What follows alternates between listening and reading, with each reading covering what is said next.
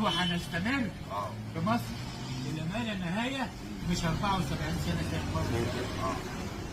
ما قدروش يطلعوا من حدود بورسعيد خطوه واحده. خطوه واحده خارج حدود بورسعيد ما قدروش. كانوا سجناء داخل بورسعيد.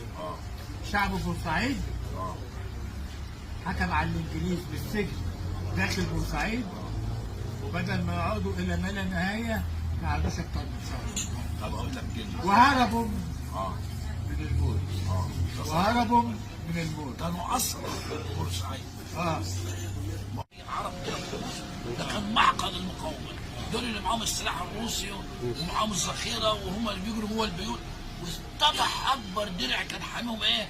الحواري. مفيش بلد في الجمهوريه خلي بالك فيها الحواري دي. نظام حواري بورسعيد لما اتعمل، عارف مرسيليا فرنسا؟ هي مرسيليا.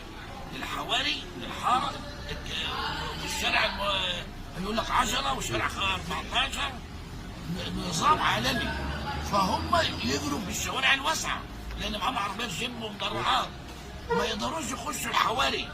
الحواري دي كانت الناس بقى عايشه جواها. بس الولد الظابط مرهاوس كان نزل قوي وحش قوي. الظابط مرهاوس كان وحش قوي، كان ينزل بالعصا على العيال هم بيلعبوا كوره. وكان عيل. لما عيل بيضربوه سلب ولا بطوله.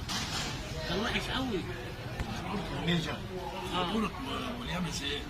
هو عارف الناس اللي هنا. هو كان عايش هنا طول عمره مع معسكرات الانجليز. يا جدعان في نقطة غايبة من عندكم. 56 دي 2 18 يونيو 56 كان لسه الاحتلال في بورسعيد والانجليز علمهم مرفوع على مبنى النبهاوس اللي بنقول عليه معسكر الجولف. يوم 28 يوم 18 يونيو ده عيد الجلاء. اسمه عيد ايه؟ الجلاء. استناني ده عيد ايه؟ الاستقلال.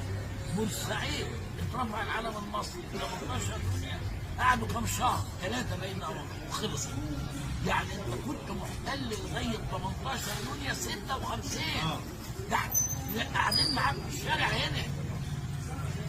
يوم 19 يوم 18 يونيو طلع اخر جندي بريطاني من مصر اللي هي بقى لها 74 سنه زي ما قال لك مهران.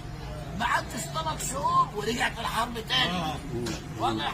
الناس بتخرج بين يعني السنه 56 في بدايتها تمشي في الشارع وقدامك الانجليز بعربيات الجيب والجولف انجليزي. بعد 18 يونيو كان مصر ما عدناش 3 شهور وحصلت الحرب الثانيه.